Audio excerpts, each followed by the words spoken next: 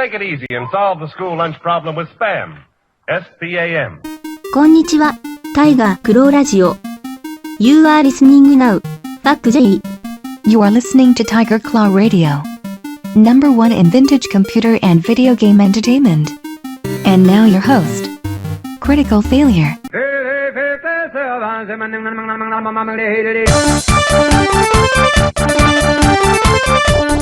Welcome everybody to Tiger Claw Radio. Yes, friends, I'm your host, Critical Failure. It's time for another episode.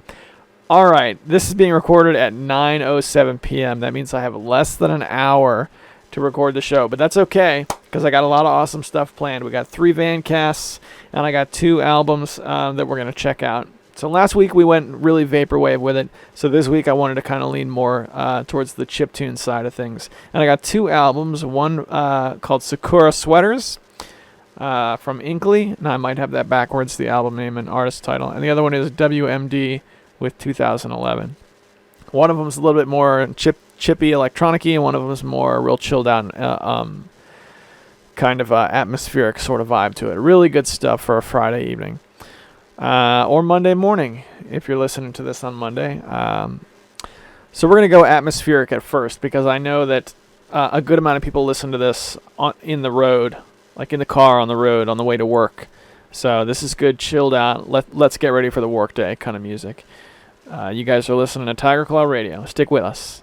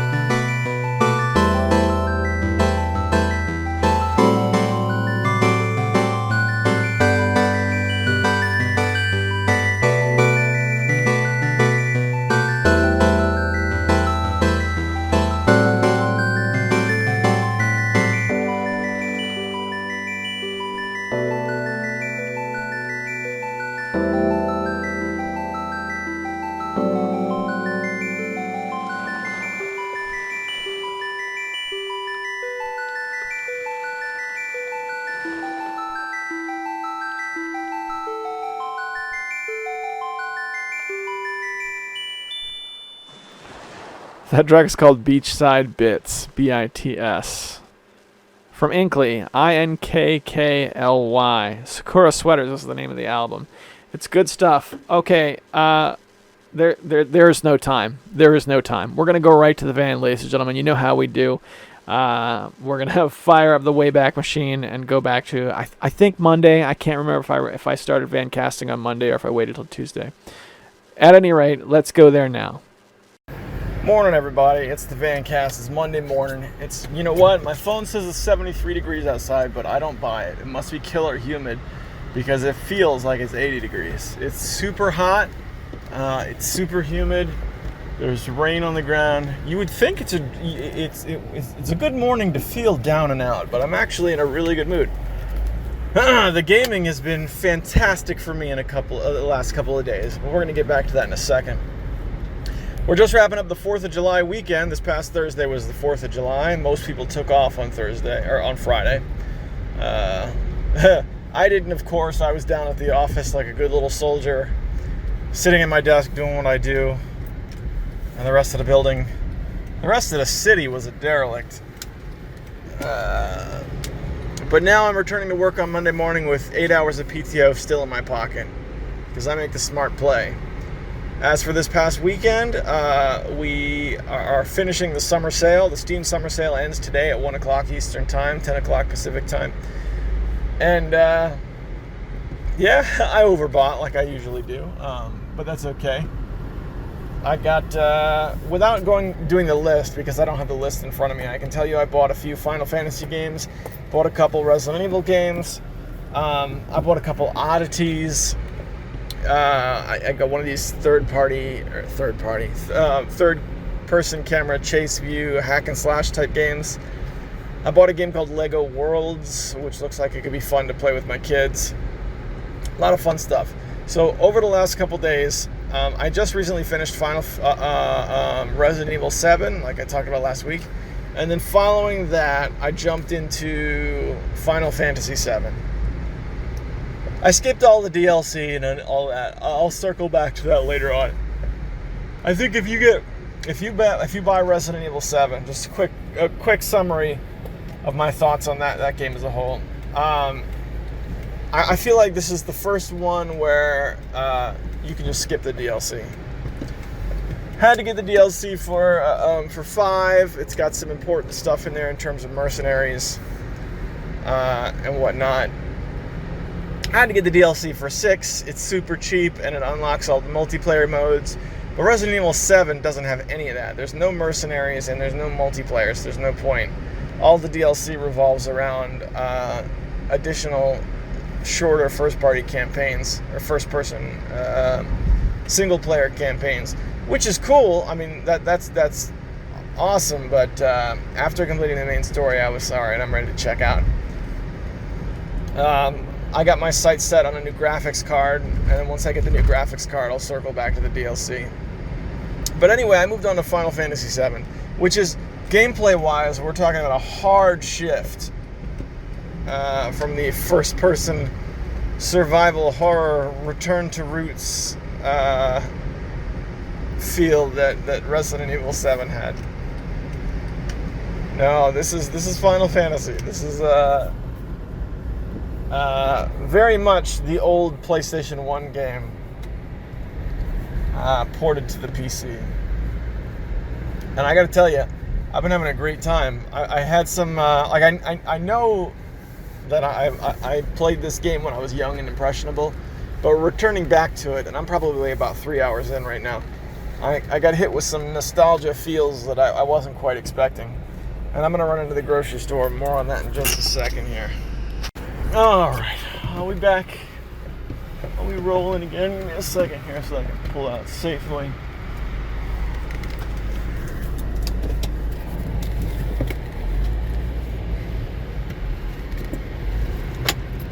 Okay, I think we're good. Yeah, I was talking about Final Fantasy VII and how it kind of came out of nowhere with the nostalgia feels.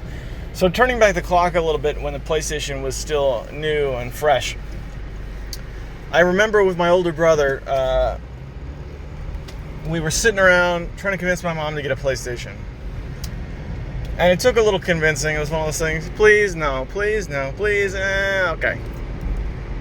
We went to Best Buy at the time, and we bought our PlayStation, and we were able to pick out one game, and the game we picked out was Final Fantasy VII. So this was the first game that brought me into that generation of gaming. Playing it now, the writing doesn't seem to hold up, in my opinion. Like, the writing, to me, feels a lot like, I don't know, at least the dialogue feels like fan fiction dialogue. Like, it doesn't feel fleshed out. At least they had a storyboard of where they wanted the story to go. So it's not like total garbage writing, but the dialogue isn't great. What I really enjoy is they knocked it out of the park with the set pieces and the music. So I've really been getting back into it in a big way, which has been great. It's been great. So that's how I spent my morning, was playing Final Fantasy VII. All right. Chiptunes Equals Wins submission ended last night, so I didn't make it to the deadline and get a submission in. But that doesn't matter, because that means that the judges are going to go to they're going to have their sort of judging period, however long that is, and then that means that we're going to get the new Chiptunes Equals Win 8 album, which is going to be awesome, regardless of whether or not old CF is on it. It's going to be awesome. So I'm looking forward to that. That'll be a big day here on TCR when it comes out.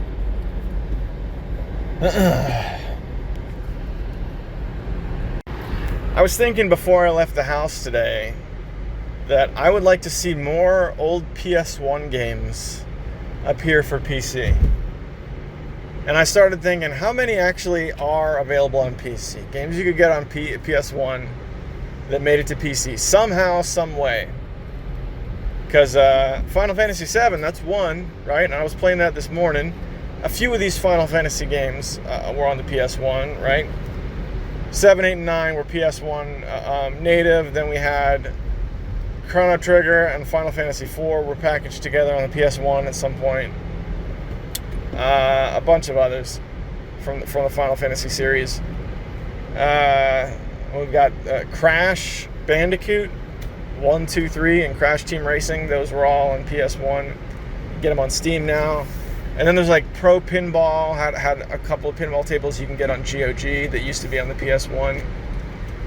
And then we got the Tomb Raider series, right? The original 1 through 4, I think, were all on the PS1.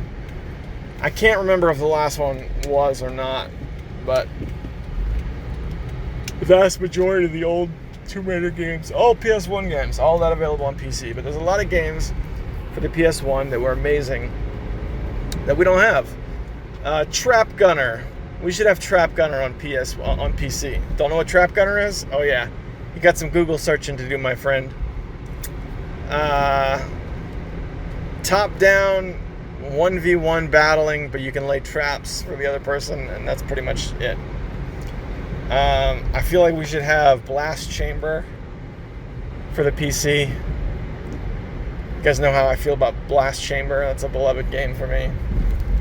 All these games where 3D rendered gaming was learning to walk. I don't know why we like to pretend those games didn't exist. Tiny Tank should be on PC. Could you imagine if Tomba came out on Steam? No warning, you just signed on one day, and that little pop-up that you see the ad was like, Tomba, now available for PC, $15. That would be awesome. That would be very cool. Guaranteed winner. I know all the problems with doing something like that. You got licensing issues to contend with. And when these companies hold on to old licenses, they can be like some of the most difficult issues to clear up in terms of game production. But come on. It's Tomba. The Misadventures of Tron Bonne absolutely should be on Steam. Come on, Capcom, make it happen. You put it on PSN, it's not like they have some sort of exclusivity deal. Just you seem to think that's the only market for it. And you've got it rigged up where you can just diarrhea the game out without having to do any work. So it's probably easier to dump it on PS1 and have people play it on an emulator than it is to actually create a port of the game. But come on. Take a day off and make a DLC and make a port of Misadventures of Tron Bonne. We've got Mega Man 8. We've got that. That's a PS1 game. If you get some of those later, those Mega Man Legacy collections on Steam, they've got some of the later games in them that appeared from that time. I don't know if any of the X collection was on PS1 or not, because that's when the series kind of lost me.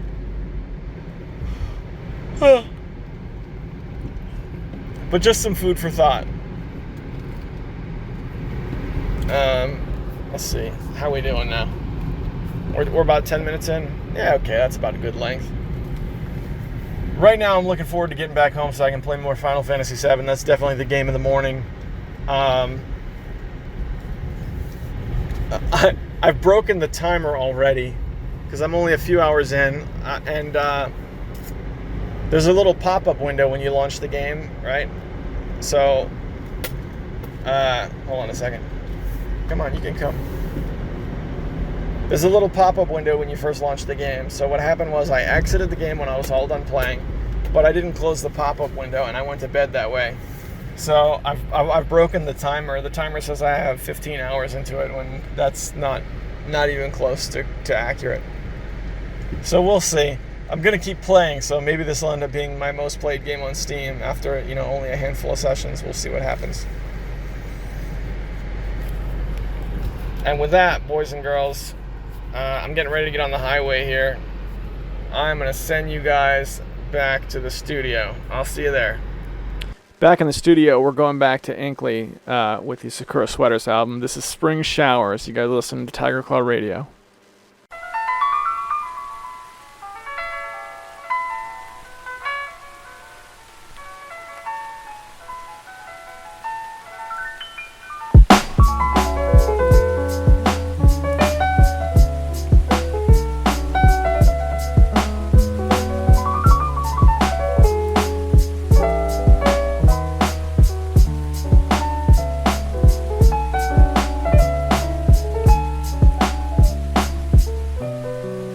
So good.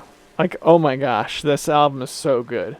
I got this on a lark when I was just kind of looking for stuff. I went over to Bandcamp and I was looking at what they have listed for chiptunes, and I wanted to discover some new stuff for the show. So I came across this album, and the more I go through it, it's a little chippy. It's not much of what I would consider like a traditional chiptune. Like, it doesn't sound like an old SNES or earlier sound chip.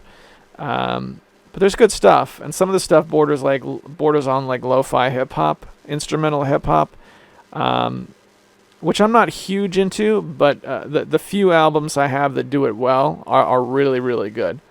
So highly recommended on that one. All right, boys and girls, so you know what time it is. I just want to take a minute, usually around 20 minutes in, to thank the patrons. This is a Patreon-sponsored podcast, and these guys give of their resources in an unprecedented way to support and make sure we can keep coming back every single week. I wish I could offer you guys more. I really do. But what I can offer you is early access to the show Friday night. As soon as this gets done, it goes up. And I also read their names off in a hall of distinguished gentlemen. They are Hemrock, James, Sendu, Tecmo Balls, Duravka, and Konstantin Kelman. Thank you guys so much, and I hope you guys are having a good time. All right. Let's do this. We're going to go back to the van.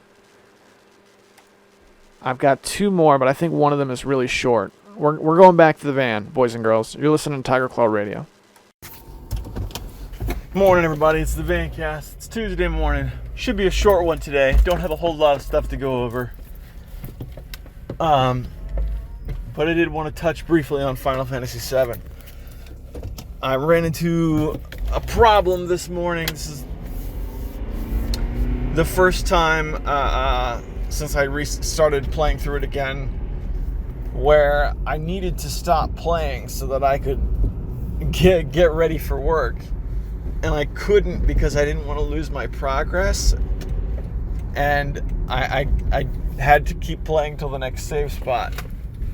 I was like, all right, lose everything or make it to the next save spot. This happened when I was at the point where you're sneaking into the Shinra building. So you go up a whole lot of stairs. You make a choice between going through the front door and you go up an elevator and fight a bunch of people, or you go up a bunch of stairs in the back. And I took the stairs. Took the stairs up. And to my surprise, you go up. I was sure that if I took the stairs up, because you go up like I tried to count. It's like 60 flights of stairs. And then when you get to the top, I figured there'd be a safe spot. And there wasn't, funnily enough. So I'm leaving for work. It's not too bad because I get to work early every day. So it's not like I'm going to be late to work. But I'm leaving 10 minutes later than I normally like to leave. And that's a bit of a problem. But, what are you going to do? Still enjoying the game. It's funny, last night I was clicking around on Steam. I didn't play video games last night, but I looked around a little bit, and I could see somebody else on my friends list playing Final Fantasy VII as well. I thought that was kind of funny. Yeah, I bet they picked it up in the summer sale. It's weird, something I haven't gone over yet is I was looking at the achievements, right? Particularly like the global percentage of achievements. And it looks like the vast majority of people don't play through it on Steam. It's weird. Either they buy it and don't play through it, or achievements were added way, way, way late. Because you get an achievement when you use someone's limit break for the first time. Right? It's the big attack.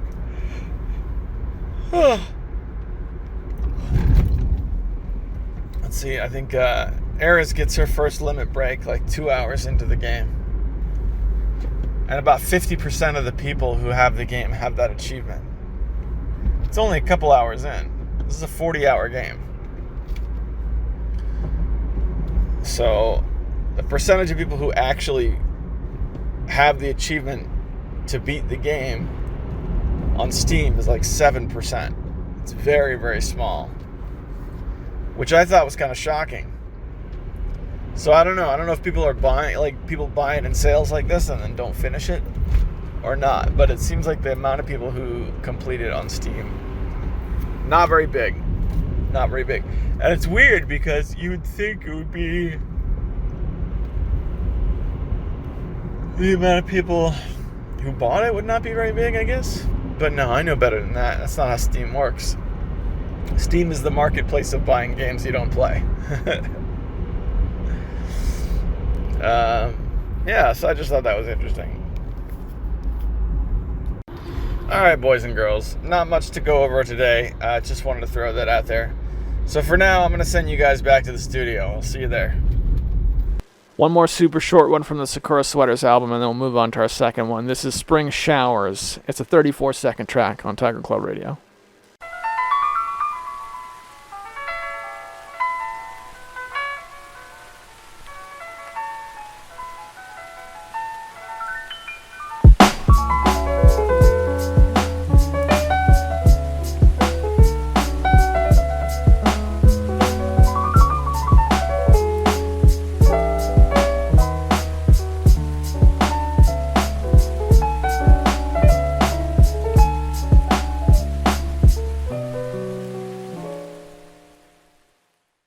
I really dig that. I think the only other album I know that does instrumental hip-hop that well is Cat System Corpse Lo-Fi, which, by the way, is also a free album. This is a free album if you want to just go get yourself a copy if you care enough.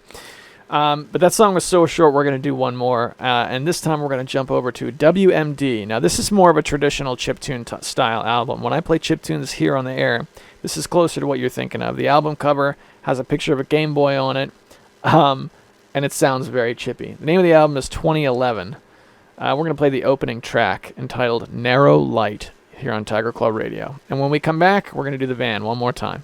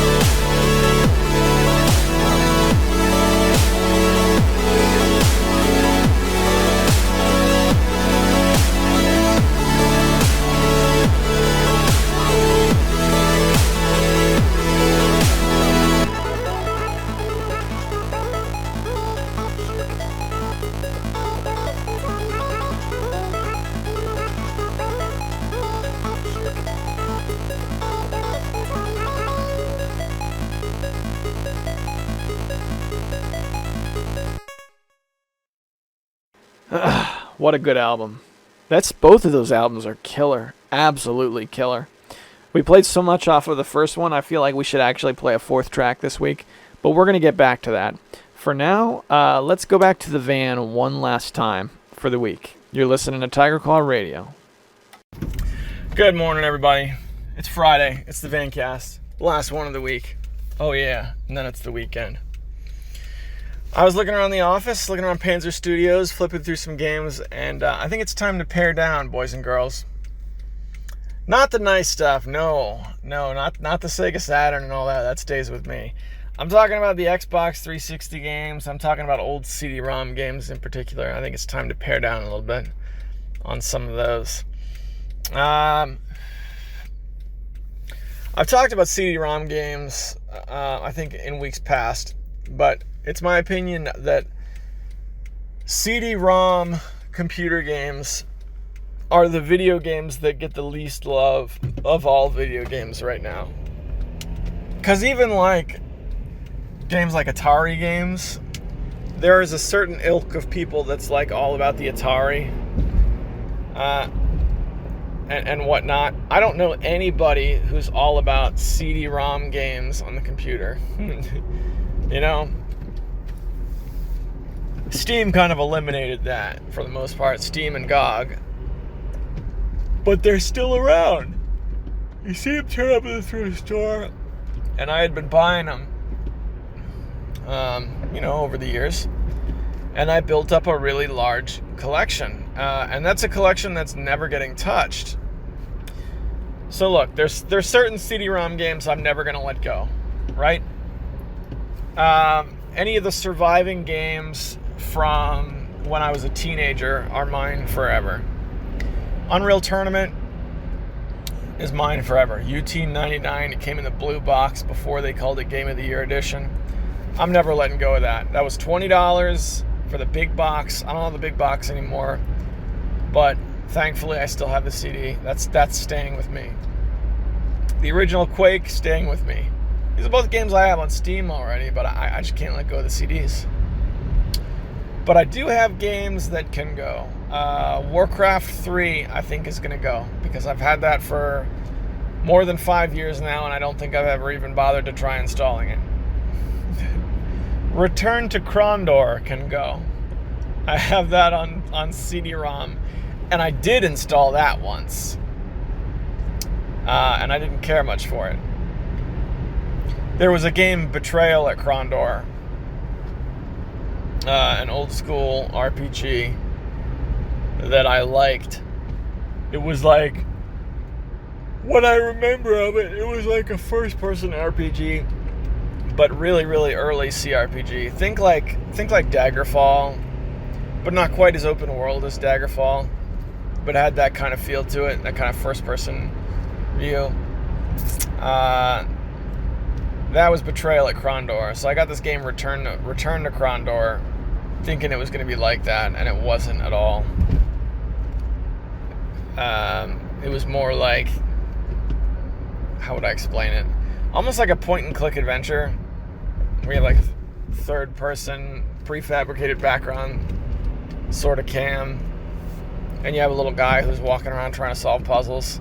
Typically, this is what you would see in a game like a point-and-click adventure game, except I don't think it was point-and-click.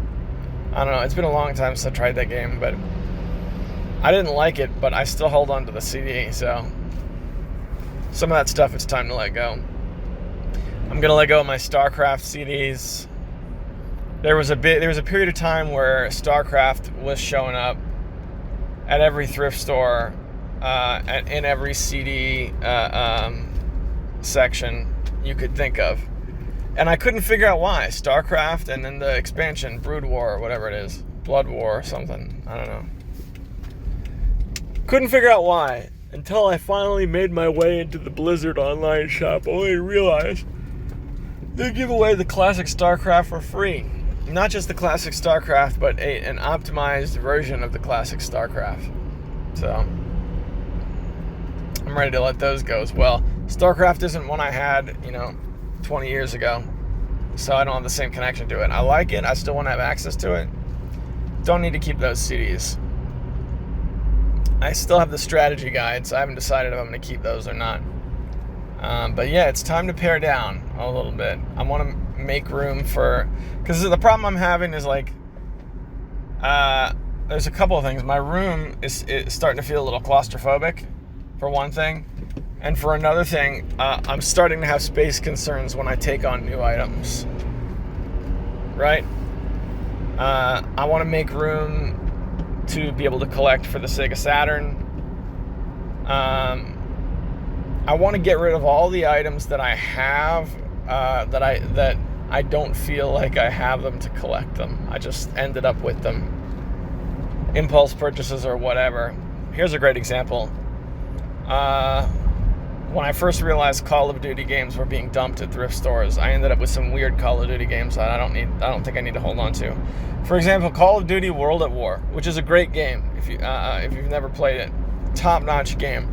Great single-player campaign. It's not super long, but definitely worth playing if you've never played it. However, I have that game on the Wii. I don't need Call of Duty on the Wii. It doesn't even have the signature multiplayer because it's the Wii and they shut the multiplayer down for all games on the entire system.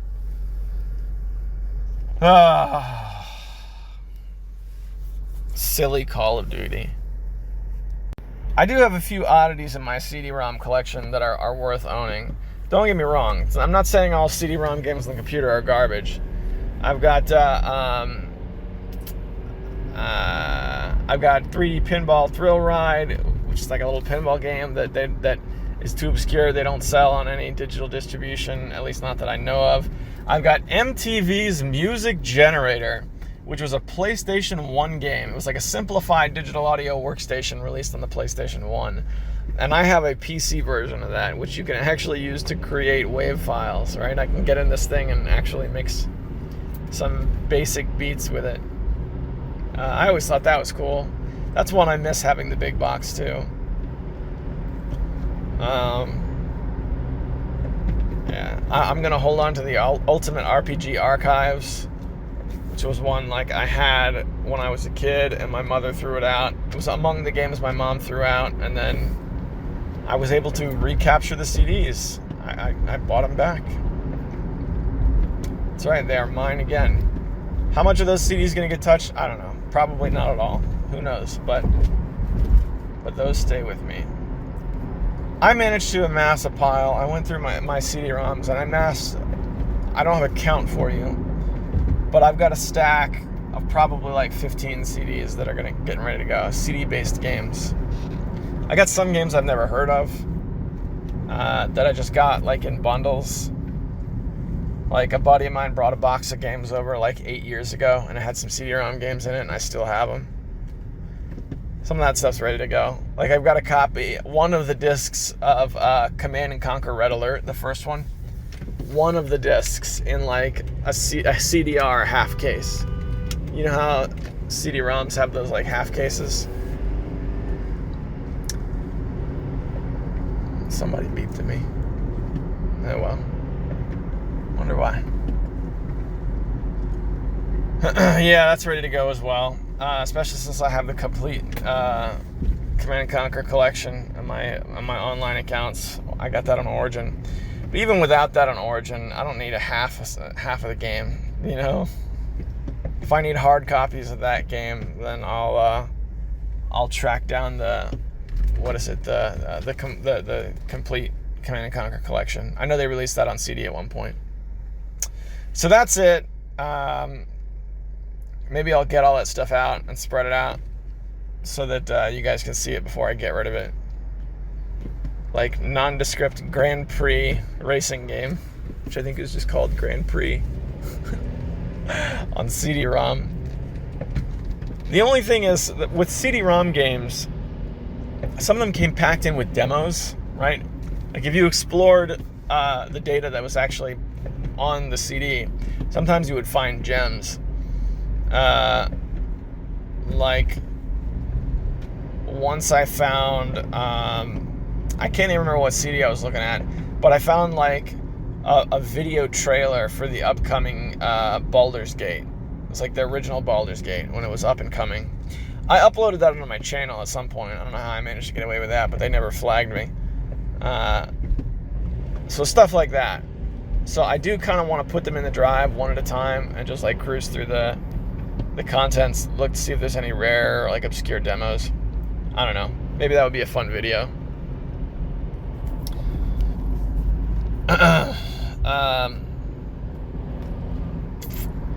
But yeah, I haven't decided, like, I don't have a specific thing I'm necessarily making room for, but some of this stuff has to go, because I feel like maybe since I realized that games were showing up at the thrift store again, I went overboard. Like, I probably don't need to hold on to The Sims 2 for the PS2. I got that with Hemrock last year. I did played it once. But yeah, I think I can let that go. I don't know though, since games are getting dumped, I'm not sure the best way to get them in the hands of people who want them. Like, I can try opening my eBay shop again and listing a bunch of this stuff on eBay, but I don't know. I don't know. I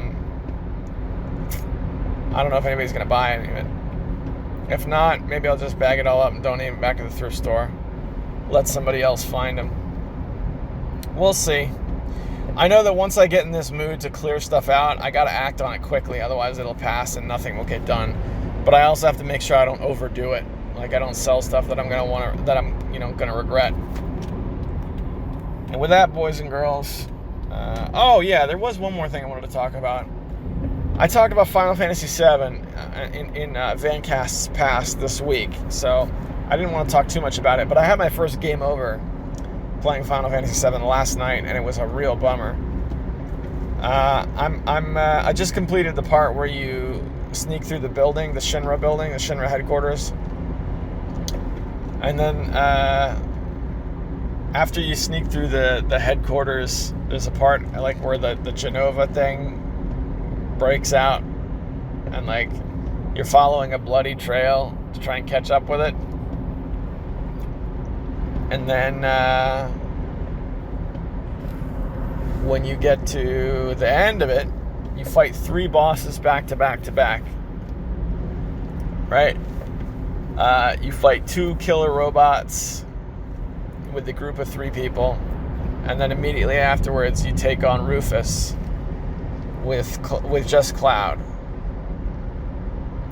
So I completed the robots, and then I beat the Rufus battle with Cloud just barely, and I was limping away from the Rufus battle, and I got in a random attack like as I was walking towards the save spot. The save spot was on the screen, and I was walking towards it after finishing the boss battle, and I got in a random encounter, and I couldn't escape the random encounter, and the guys killed me.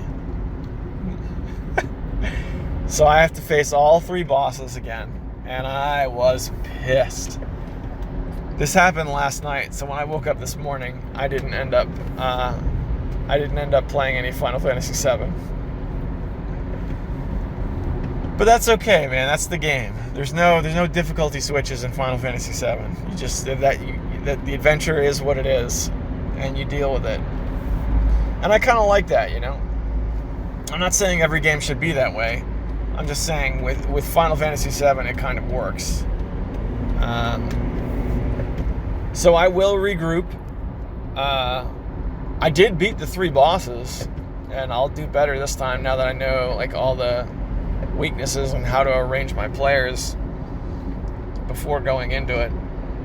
Like I had some issues to overcome, like Cloud didn't have any healing spells. I didn't arrange for him to have a healing spell. So the Rufus battle was really close, and ultimately that's probably why it all happened. But you know, this is Friday. It's Friday morning right now, so I imagine tonight I'll be finishing up TCR, and then after TCR is complete, I'll dive in and play some more Final Fantasy VII. That's kind of where I'm at right now. And with that, boys and girls, I'm on the highway. I better get off of here for safety reasons. So I'm going to shoot you guys back to the studio where it's nice and safe. I'll see you guys there. We are back in the studio, ladies and gentlemen.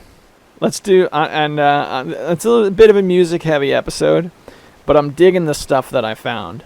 Now, I think in years past, or even in weeks past, I would have separated this out into a couple episodes. But I just discovered these albums myself, and I want to play it. I want to show it all to you while it's still fresh for me. So we're going to do one more from WMD, and then we're going to do the fail bag. And it's perfect, because I've only got 3 comments in the fail bag this week. So we might just hit that hour right on target. And with that, this is WMD on Tiger Claw Radio.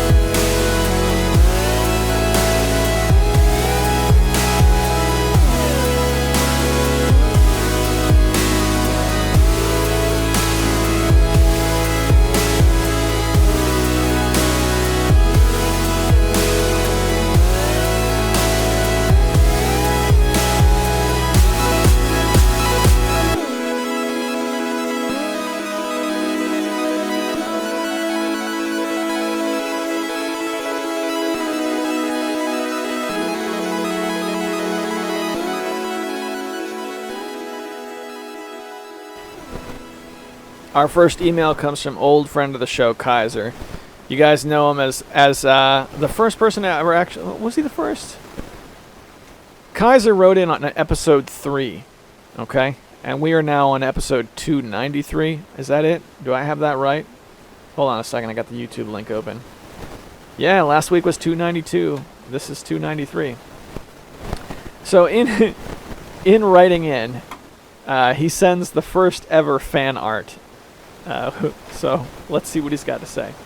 Hey CF, I was listening to TCR and the Vancast segment made me ponder the most ponderous of pondering ponders.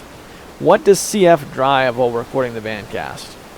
So my crazy, insane mind went insanely crazy and came up with an idea of what he drives. Behold.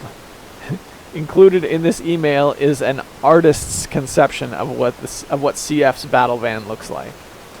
It's a pink van with star-shaped rims and awesome purple decals, a machine gun and a laser beam lights, jet boosters, vaporwave-powered engine, and a satellite sticking out of the roof to broadcast your show. It should be like an action figure as part of the Emerald Ranger's driver's line. Cheers, Commando Kaiser. I like it. We're going to make this part of the thumbnail. I dig it. I made sure to write back. After 10 years on the air, it's the first time I've ever got fan art. which is cool. What I actually drive is a CRV. Before I got my CRV, I drove a Scion XB, which is one of those little box cars.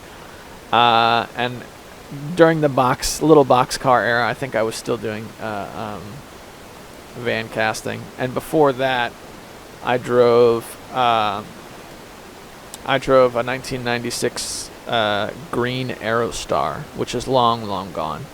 Now, when I did the Aerostar, that's when I invented the name Vancast. That's when I came up with it. I was recording in-person videos for a secondary channel, which has since closed.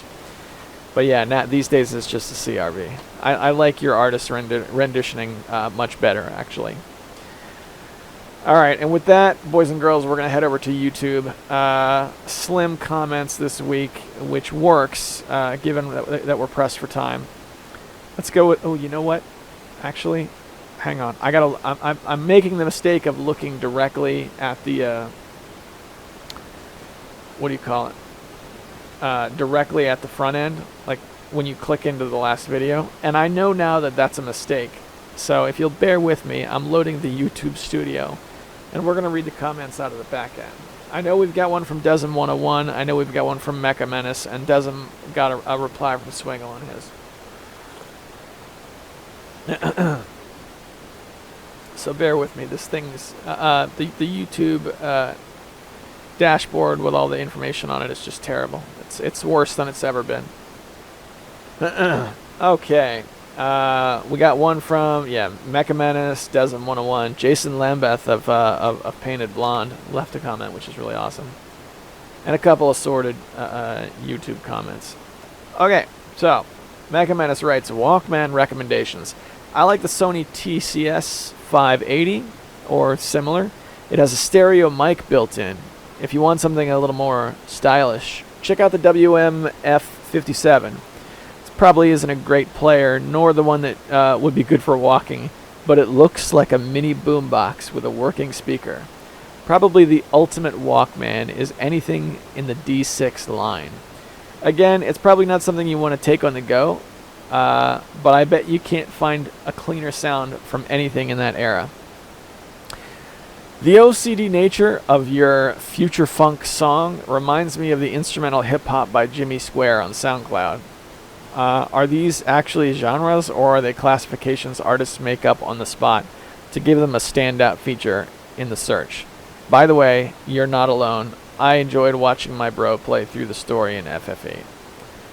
It's good to hear from you, brother. I will definitely look up those model numbers. You know what I was thinking in terms of Walkman? All right, so on my 11th birthday, my dad got me... by the way, on my 11th birthday... I was in like severe family turmoil. My mother was locked up in a mental institution, and my dad was having severe health issues. This was a rough time for me. And my birthday that year, my dad got me a Walkman. All right, it wasn't a name brand Walkman. It was an AWA, AWIA. I guess that's how you pronounce it. And it had 6 presets on it for the radio, the AM/FM radio. I've talked about this radio. This particular Walkman on the air before. I know it. But if you compared it to the other models, I doubt that it would have had like the best sound in the world. But it was, it was what I had, so I loved it to pieces. Loved it. So everybody warns me that company makes terrible hardware, but I'd kind of like to have that one again. The only thing that stops me is that it doesn't have... A lot of the Sony Walkman, they've got a little jack where you can buy an AC/DC adapter.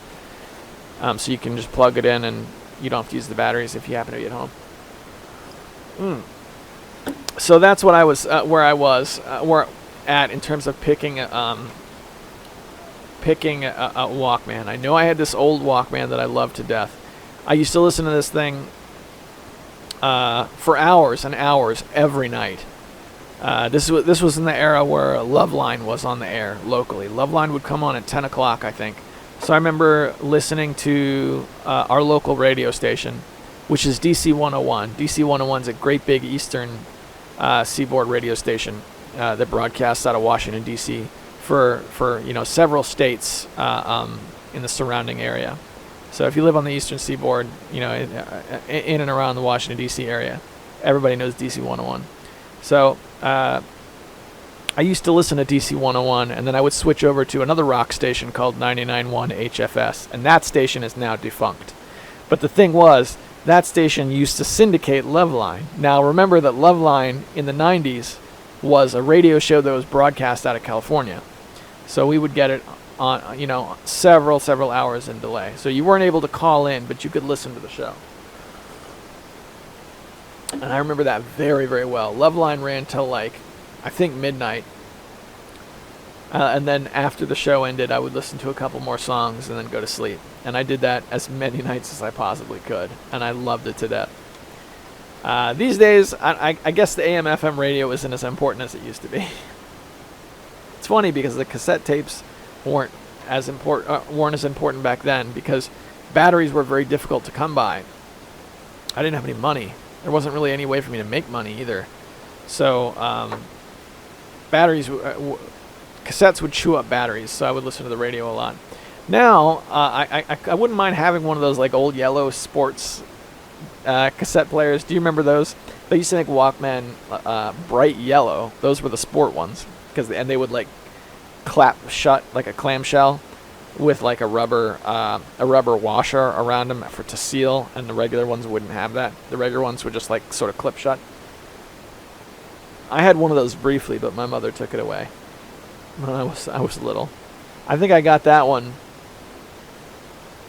Wow. I don't know how old I was when I got that. I don't know if I was older or younger than when I got the Iowa thing. I want to say younger because it disappeared in days. My mom just scooped it up and was like, "Nope, you're not having that." So I was probably 9 when I got that. Jeez Louise, it was my son's age. And now I'm 35 years old, and I can tell you the Walkman that I got for Christmas at 9. Yeah, I'll check those out. I'm interested in I know there were some really hella good Walkmen and some awesome creative hardware of that era. So I'm interested in seeing. Mecha Menace, awesome comment, man. It's always good to hear from you, brother. Jason Lambeth, he's the guy who runs Painted Blonde. He left a comment on my tapes video saying, "Thanks, dude. Thanks for the shout out. Happy to see you enjoyed the TMNT." Awesome, man. Awesome, man. Desm 101 checks in on TCR 292.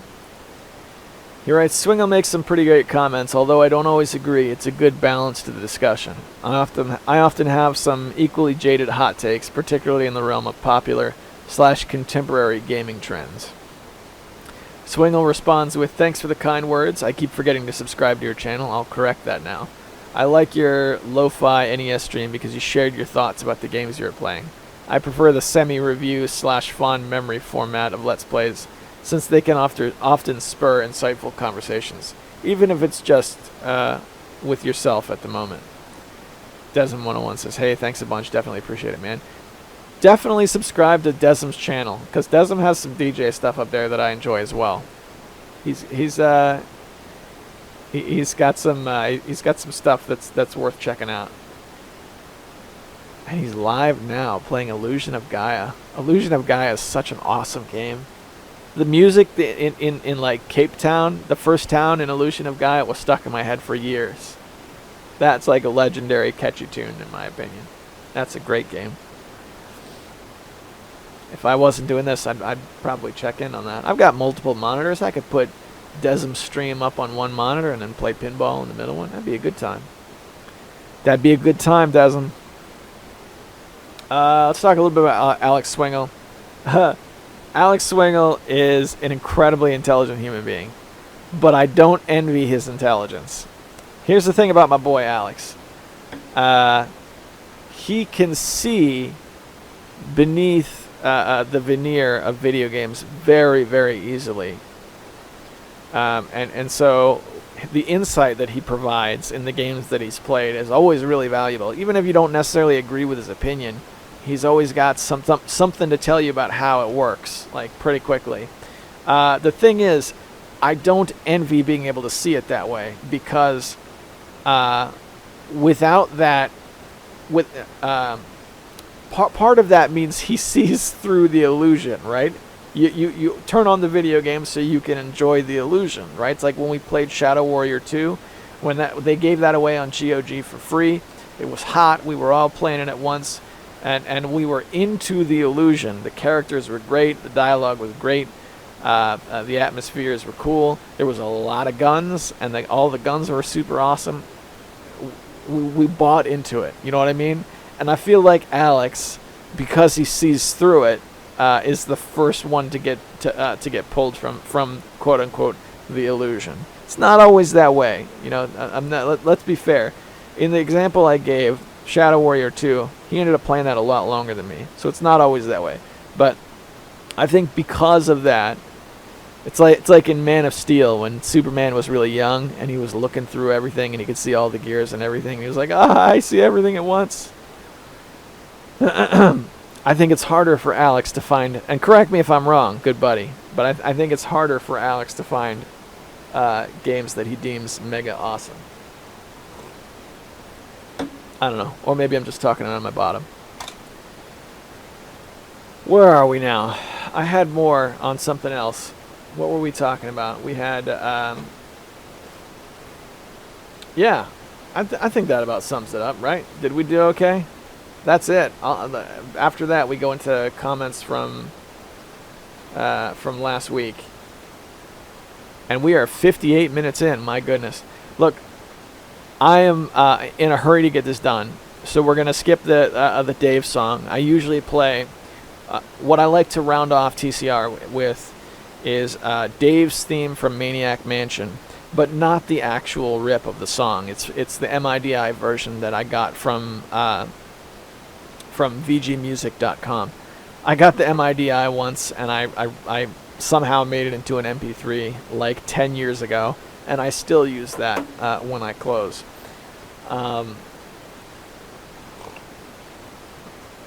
But I want to just make sure and close this, and more importantly than playing Dave's song is giving you guys your well wishes, because I think the most valuable thing we can do when we get together like this and spend some time talking about video games, the most valuable thing we can do is lift each other up. You know what I mean? So as you guys move forward into your week, whether you're a supporter and you're listening to this on Friday evening or Saturday morning, or if you're in the car on the way to work on Monday morning or on the way to school or wherever it is that you have to go where you don't really want to be, I just want to encourage you to go anyway and charge straight through your problems like the Kool-Aid Man. Oh yeah! I'll see you guys next week.